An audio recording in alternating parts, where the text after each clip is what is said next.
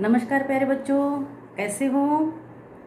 आज मैं आप लोगों को पढ़ाने वाली हूँ मराठी सुलभ भारती इयत्ता 7वीं की किताब में से 5वां जो लेसन है पत्र, दादास पत्र, यह पढ़ाने वाली हूँ। यह पत्र जो है एक बहन ने अपने भाई को लिखा हुआ है। दादास पत्र, भाई को पत्र। देखते वो क्या लिखती है। पहले तो उसने लिखा है दिनांक 25/1/2017 को उसने अपने भाई को पत्र लिखा है। अपने भाई को वो कह रही है, प्रिय दादा, प्रिय भैया, सप्रेम नमस्कार, सप्रेम नमस्कार। दादा, कालच मी सहलीला जाऊन आले। भैया, कल ही मैं पिकनिक के लिए जाकर आई हूँ। अरे इतकी मजा आली, अरे बहुत मजा आई। काय सांगू, मैं कैसे बताऊं। या महिन्यात विज्ञान केंद्रातर्फे आमच्या शाळेत पक्ष्यांसंबंधीची चित्रफित दाखवली। इस महीने में साइंस डिपार्टमेंट की तरफ से हमारे विद्यालय में पंछियों के बारे में जानकारी बताई गई। बर्ड्स के बारे में हमें चित्रफित दिखाई गई। ती पाहून आणि तेव्हा ताई दादांनी सांगितलेली माहिती ऐकून या वर्षी शाळेची सहल एखाद्या अभयारण्यातच न्यायची असा हट्ट आम्ही शिक्षकांजवळ धरला। हमने जब वह चित्रफित देखी बर्ड्स की, और हमारे जो ताई है, दादा है, इन्होंने भी हमें जो जानकारी दी थी पंछियों के बारे में, वह भी सुनकर इस साल तो हमारे विद्यालय की पिकनिक जो है एकाद अभयारण्य में जाएगी। अभयारण्य मतलब, अभय मतलब जहाँ भीति, जिथे भीति नसते, जहाँ डर नहीं होता है, उसको कहते हैं अभय। और भय मतलब भीति, डर। असा हट्टा आम्ही शिक्षकांजवळ धरला। हमने जिद की हमारे टीचर्स के पास कि हमारी पिकनिक जो है इस साल जो है हम अभयारण्य में ही जाएंगे। सहलीच्या दिवशी आम्ही पहाटेच निघालो। जिस दिन पिकनिक थी हम सुबह ही निकले, अर्ली इन द मॉर्निंग हम निकले। सोलापूर बार्शी मार्गावर 22 किलोमीटर अंतरावर असलेल्या नान्नज गावाजवळ माळढोक अभयारण्य आहे।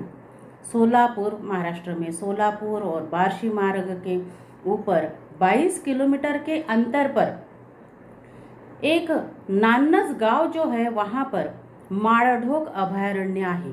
माळढोक यह एक पंछी है, बर्ड्स है।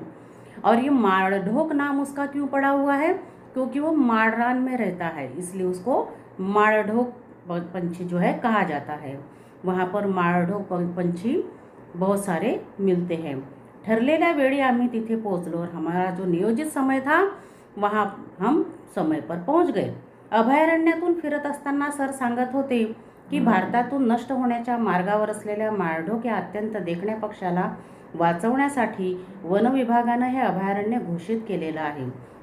जब हम लोग उस अभयारण्य से घूम रहे थे, देख रहे थे वहाँ का अभयारण्य, तो उसी समय हमारे शिक्षक ने हमें ये बताया कि भारत में से नष्ट होने वाला ये जो पंछी है माळढोक, यह बहुत सुंदर, अत्यंत मतलब बहुत सुंदर दिखता है।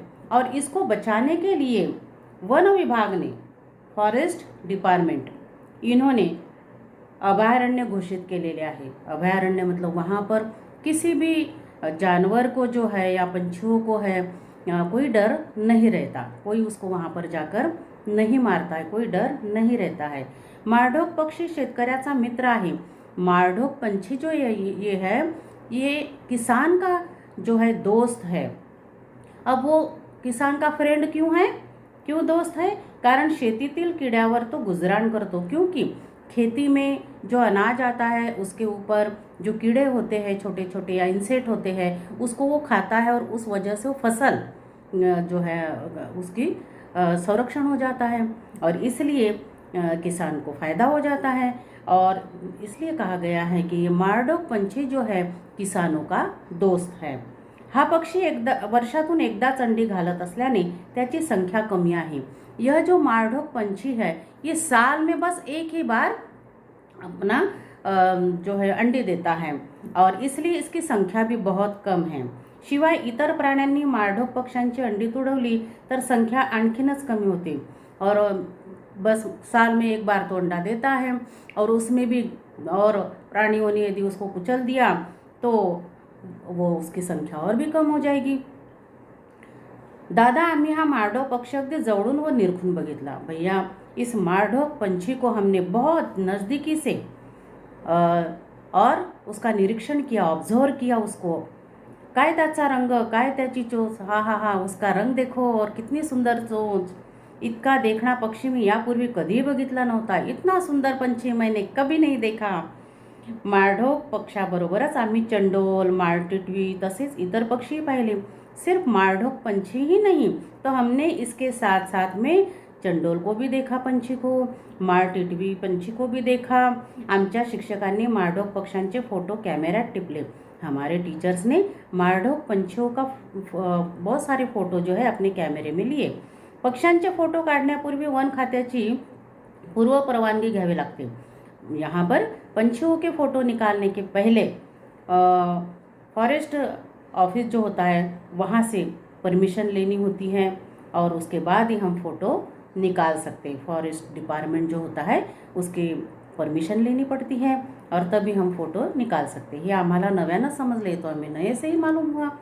देखो प्यारे बच्चों, आप कभी जाते होंगे किसी मंदिर में, या ताजमहल है या कोई जंतर मंतर है, ऐसी जो चीज़ें होती है वहाँ पर पहले हमें परमिशन लेनी होती है और तभी हम फ़ोटो निकाल सकते हैं। तो वैसे ही अभयारण्य में भी परमिशन लेनी होती है।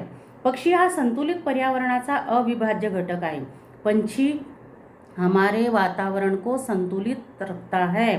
प्रदूषण टाळण्यात, प्रदूषण भी वो दूर करता है। बियांचं वहन करण्यात त्याची प्रमुख भूमिका आहे।